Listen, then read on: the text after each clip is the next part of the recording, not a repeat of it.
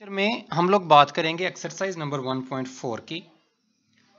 1.3 तक हम लोग इसे कर चुके हैं। 1.4 जो है वो आपके पास टॉपिक है वो है इनवर्स ऑफ द मैट्रिक्स। सारे का सारा इनवर्स के ऊपर है। Inverse of matrix.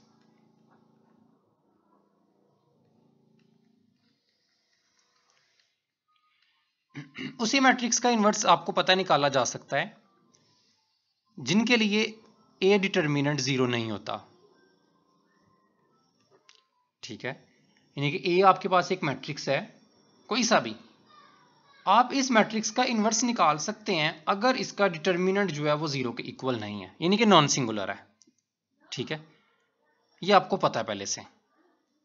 और सिर्फ उसी मैट्रिक्स का इनवर्स निकाला जा सकता है जो स्क्वायर मैट्रिक्स होता है, यानी कि 3/3 का, 2/2 का, 4/4 का, 5/5 का, उन्हीं मैट्रिक्स का इनवर्स निकाला जा सकता है।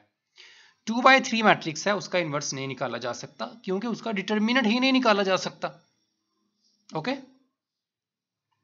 तो इनवर्स निकालने के लिए एक तो मैट्रिक्स का स्क्वायर होना जरूरी है, नंबर ऑफ रोज को नंबर ऑफ कॉलम्स के इक्वल होना चाहिए। नंबर 2, आपके मैट्रिक्स का जो डिटर्मिनेंट है वो 0 नहीं होना चाहिए, वो नॉन जीरो होना चाहिए। ओके, कैसे निकालते थे इनवर्स उसको चलो हम बाद में देखेंगे। क्या फार्मूला था, आपको फार्मूला याद होगा। आप 9th क्लास में आप इसे शुरू करते हैं मैट्रिक्स को, उसका इनवर्स निकालना। तो आप लोग अगर मैट्रिक्स आपके पास ए है तो ए का इनवर्स जो है वो आपको याद है कि वो इक्वल होता था एडजॉइंट ऑफ ए, उसी मैट्रिक्स का एडजॉइंट लेना पड़ता था, और नीचे उसी मैट्रिक्स का डिटर्मिनेंट। ओके, आप पूरे के नीचे भी ए डिटर्मिनेंट लिख सकते हैं, 1/a डिटर्मिनेंट भी आप लोग लिख सकते हैं, एक ही बात है। लेकिन आपको ये पता है कि एडजॉइंट कैसे निकाला जाता है। 2/2 में तो बहुत इजी था, आपने 3/3 का एडजॉइंट भी निकाला। ठीक है, एफएससी में आपने एक्सरसाइज नंबर 3.5 पार्ट 1 में, उसमें आपने 3/3 का एडजॉइंट भी नहीं, अगर आपने नहीं देखा तो आप एक्सरसाइज नंबर 3.5 के क्वेश्चंस को कर सकते हैं। ठीक है, बहरहाल आपको एडजॉइंट निकालना आना चाहिए। अगर आपको नहीं आता, आप कोई सी भी अच्छी वीडियो देखें नेट से, एडजॉइंट ऑफ ए ऑफ 3/3, या जैसे 3/3 है वैसे 4/4 भी है, 5/5, लेकिन एग्जाम में आपको 3/3 तक ही क्वेश्चन आएगा। 4/4, 5/5 मैटलैब से आप निकाल सकते हैं। अगर आप वैसे निकालने बैठे तो बहुत ज्यादा टाइम वेस्टिंग है। डिटर्मिनेंट पता है आपको कैसे निकालते हैं 3/3 का, 4/4 का भी वही वे है। आपने ये भी एक्सरसाइज नंबर 3.3 में किसी मैट्रिक्स का डिटर्मिनेंट निकालना भी सीखा।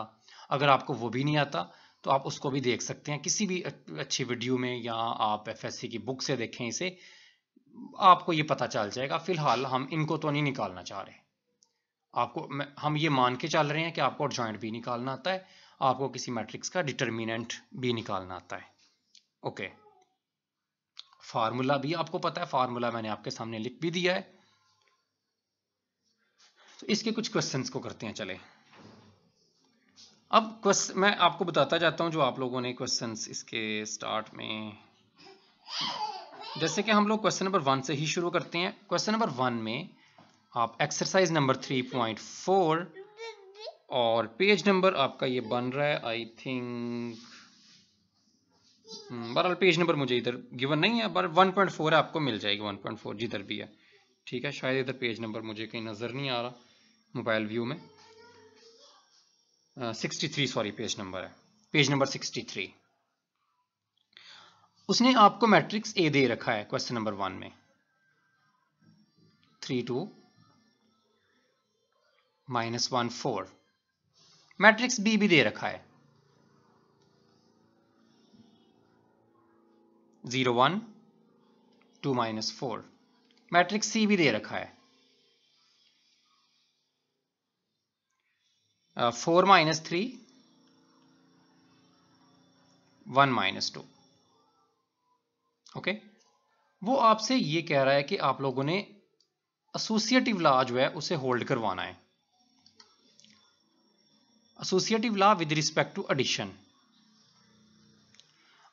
आपको मैंने एसोसिएटिव लॉ बताया था जब मैंने आपको इसके ग्रुप के एक्सियम बताए थे कि आप ए में बी को प्लस कर लो, इसका जो आंसर आए उसमें सी को प्लस कर लो। इसका आंसर बिल्कुल इक्वल आएगा कि पहले बी और सी को प्लस कर लो, इसका जो आंसर आए उसमें बाद में ए को प्लस कर लो, आंसर सेम आएगा। ये एसोसिएटिव लॉ है। तो सिंपल आपने ये करना है, आपने पहले ए में बी को प्लस करना है और बाद में सी को प्लस करके एक आंसर, और आपने पहले बी और सी को प्लस करना है और बाद में ए को पहले लिखना है आपने, तो आंसर सेम आ गया, तो आपका लॉ वेरीफाई हो गया। सिंपल। मल्टीप्लिकेशन में भाई ए को बी से मल्टीप्लाई करो, बाद में सी से मल्टीप्लाई करो, या आप पहले बी और सी को मल्टीप्लाई करो, बाद में ए से मल्टीप्लाई करो, फिर भी आंसर सेम आएगा। बी पार्ट में आपने ये वेरीफाई करना है। इसी तरह आप ए बी प्लस सी, पहले बी और सी को प्लस कर लो, जो आंसर आए उसको ए से मल्टीप्लाई करो, या आप लोग ए को बी से मल्टीप्लाई कर लो और ए को सी से मल्टीप्लाई कर लो, इन दोनों के आंसर को प्लस करो, आंसर सेम आएगा। This is associative law with respect to addition, this is associative law with respect to multiplication, and this is distributive law with respect to addition over multiplication। पर ये right left है, और अगर right की बात करें तो आप ए को इधर लिख सकते हैं। बहरहाल ये लॉज जो हैं ये आप इजीली वेरीफाई करवा सकते हैं। और भी कुछ लॉज इसमें वेरीफाई होते हैं मैट्रिक्स के अंदर। आप किसी बी और सी को प्लस कर लो, या आप लोग ए और बी को प्लस कर लो और उसको किसी मैट्रिक्स सी से मल्टीप्लाई करो, जो भी आपको सी मैट्रिक्स ऊपर दिया गया है, वो आंसर आपका बिल्कुल इक्वल आएगा ए सी प्लस बी सी। ठीक है, इधर ए और बी कोई मैट्रिक्स नहीं है, ए और बी आपके स्केलर्स हैं, किधर से लिए जाते हैं, रियल नंबर में से या कॉम्प्लेक्स किसी फील्ड में से लिए जाते हैं। ठीक है, अंडर एडिशन, वो बहरहाल फील्ड के मैंने शायद एग्जाम आपको बताए थे, लेकिन फिलहाल अभी के केस में उसने बता रखा है कि ए आपका 4 है और बी आपका -7 है। ये एक्स्ट्रा इंफॉर्मेशन दी गई है। सी यही है जो ऊपर आपको दे रखा है उसने। ठीक है, आप 7 - 4 - 3 उसको सी से मल्टीप्लाई कर लो, या 4 को पहले सी से कर लो और 7 - 7 को सी मैट्रिक्स से कर लो और बाद में प्लस करो, आंसर सेम आएगा। तो ये इसका डी वाला पार्ट है। बहरहाल ये चारों बहुत इजीली वेरीफाई किए जा सकते हैं। मैं इन्हें नहीं करवा रहा, आपको मैंने सारा टोटल मैंने इन्फॉर्मेशन दे दी है, लास्ट के नाम भी बता दिए, आप लोग इसे खुद करेंगे। ओके, क्वेश्चन नंबर 2 आप लोग खुद करेंगे, वेरीफाई करने हैं, बिल्कुल क्वेश्चन नंबर 1 की तरह हो जाएंगे। क्वेश्चन नंबर 3 से 4 आप लोग खुद करेंगे। ठीक है, आप लोगों ने ए ट्रांसपोज का ट्रांसपोज ये इक्वल होना चाहिए ए के। भाई सिंपल, ये ए दिया गया है ना, रोज को कॉलम्स में चेंज करोगे तो इसका ट्रांसपोज आ जाता है, आपको पता है। दोबारा रोज को फिर कॉलम्स में चेंज करोगे तो 2 दफा, कहते हैं 2 दफा ट्रांसपोज लेने से वो मैट्रिक्स खुद ही वापस आ जाता है। भाई सिंपल सी बात है, पहली दफा ट्रांसपोज लोगे रोज बदल जाएंगी कॉलम्स में, फिर ट्रांसपोज लोगे फिर रोज बदल जाएंगे, तो दोबारा वो नहीं आ जाएगा। ठीक है, बहरहाल आप इसे इजीली सोच भी सकते हैं। इसके 4 पार्ट्स हैं, चारों आपने करने हैं, वेरी सिंपल, लेकिन याद भी रखने हैं। ए बी का ट्रांसपोज है, ये वेरीफाई करना है आप लोगों ने, ये इक्वल होता है बी ट्रांसपोज ए ट्रांसपोज, यानी कि पहले आप ए और बी को मल्टीप्लाई करोगे, जो आंसर बनेगा उसका ट्रांसपोज आप लोग ले लोगे, और दूसरी तरफ आप लोग पहले बी का ट्रांसपोज लोगे, ए का ट्रांसपोज, दोनों का ट्रांसपोज लोगे और बाद में मल्टीप्लाई करोगे, आंसर सेम आएगा।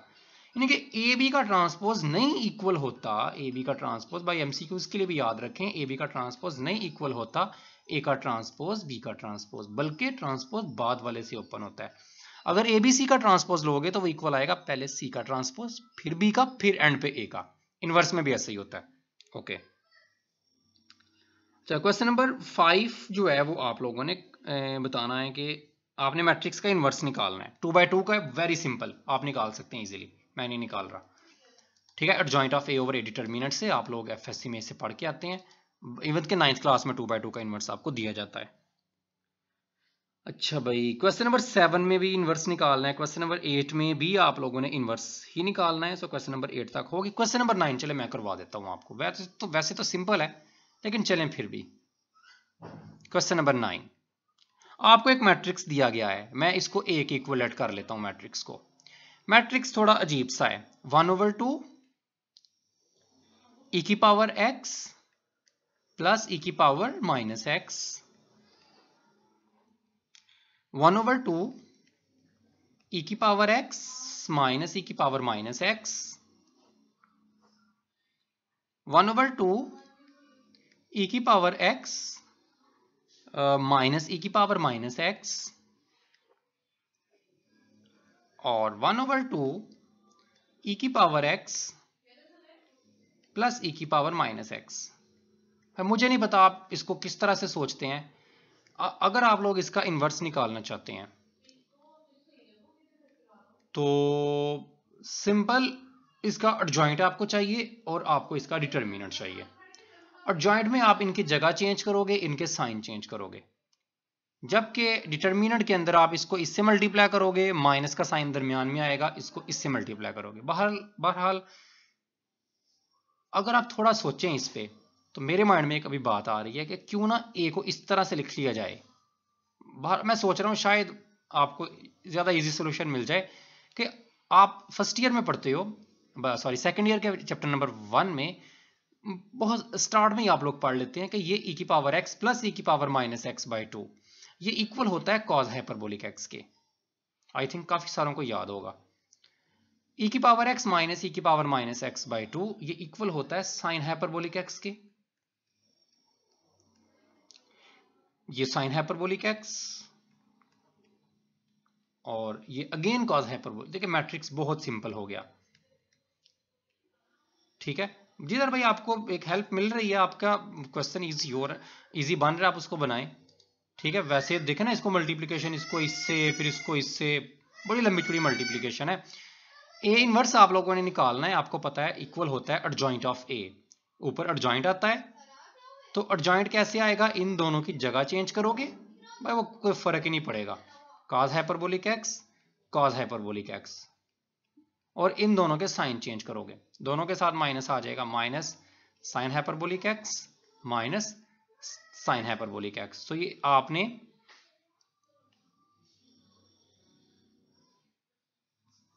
साइन हाइपरबोलिक एक्स आपने इनकी जगह चेंज कर दी और इन दोनों के साइन, और नीचे 1 साथ इसका डिटर्मिनेंट, इसको इससे मल्टीप्लाई करते हैं कॉस हाइपरबोलिक स्क्वायर, दरमियान में माइनस फार्मूले का आता है, और sine hyperbolic square, cos hyperbolic square minus sine hyperbolic square 1 के इक्वल होता है।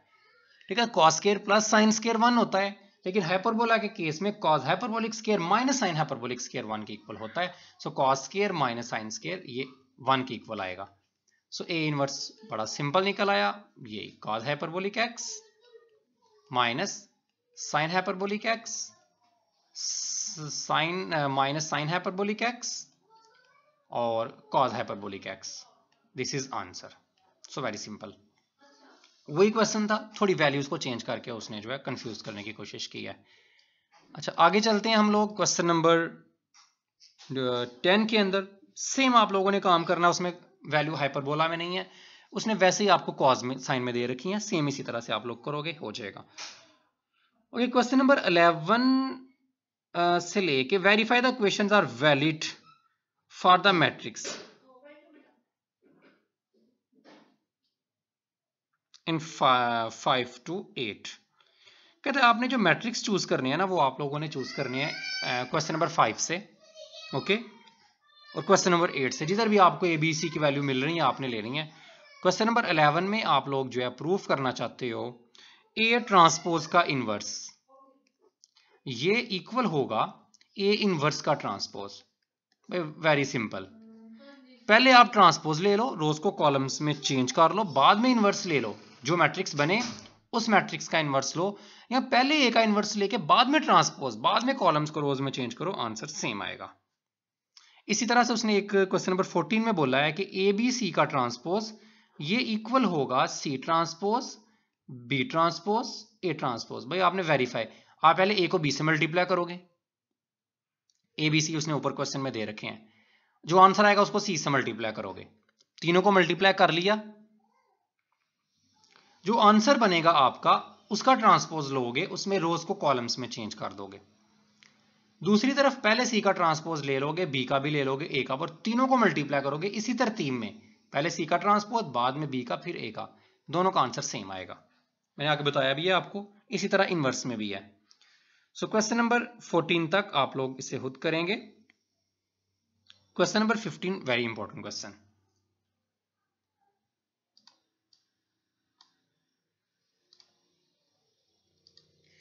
Okay, question number 15।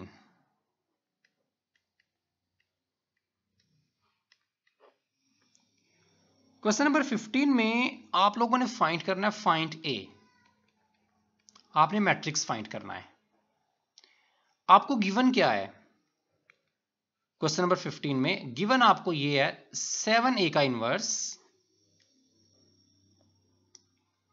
ये इक्वल होगा, ये दिया गया आपको -3 1 7 -2।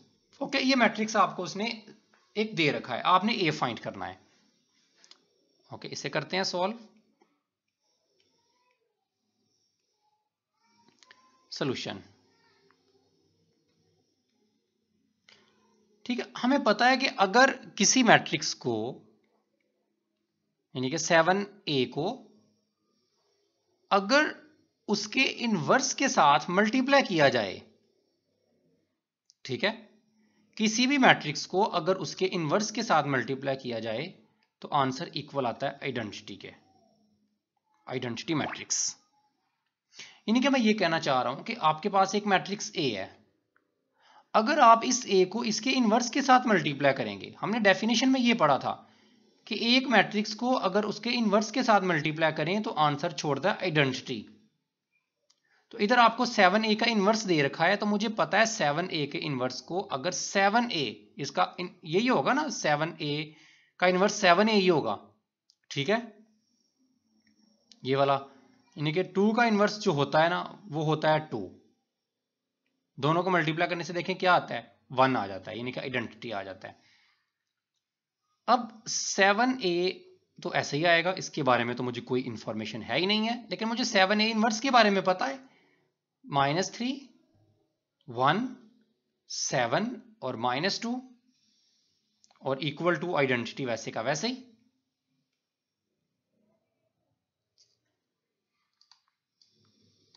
अच्छा, इसमें 7a को ऐसे ही रहने देते हैं और ये वाला जो मैट्रिक्स है इसको इक्वल के उस तरफ ले जाते हैं। इस तरफ ये मैट्रिक्स दिया गया है, उस तरफ जाके इसका बनेगा इनवर्स। एक तरफ मैट्रिक्स हो उसके इक्वल के उस तरफ अगर लेके जाओ तो उधर जाके उसका इनवर्स बन जाता है। ओके, तो ये 7a इक्वल हो जाएगा, ये जब उस तरफ जाएगा तो ये जाके बनेगा -3 1 7 -2, इसका बन जाएगा उधर जाके इनवर्स। ओके, 7a इक्वल हो गया, फिर इनवर्स आपको पता है कैसे निकाला जाता है, इसका ऊपर एडजॉइंट और नीचे डिटर्मिनेंट। डिटर्मिनेंट कैसे आता है, इसको इससे मल्टीप्लाई करते हैं, माइनस माइनस प्लस 3 2 कितना हो गया 6, माइनस फार्मूले का आता है, और इसको इससे करते हैं 7 1 7 और ये आ गया डिटर्मिनेंट। और एडजॉइंट कैसे आता है, इनकी जगह चेंज करो, इनके साइन चेंज करो, -1 -7, तो ये इस मैट्रिक्स का इनवर्स निकल आया। ठीक है, ऊपर एडजॉइंट आ गया, नीचे डिटर्मिनेंट आ गया। सो 7a इक्वल हो गया 6 में से 7 बाकी -1 -2 -1 -7 -3। इस माइनस को अंदर सभी के साथ मल्टीप्लाई कर दो तो क्या बनेगा, minus minus +2 minus minus +7 minus minus +1 और सारे माइनस में है। ये सारे माइनस में क्यों आ गए, ये मैंने मिस्टेक की है, इनकी जगह चेंज करनी थी, -2 उधर चला गया, -3 इधर आ गया, इनके साइन चेंज करने थे। तो ये 1 प्लस में था, ये -1 हो गया, और ये 7 भी प्लस में था, ये भी तो ठीक है, बिल्कुल सही है, कोई मिस्टेक नहीं हुई।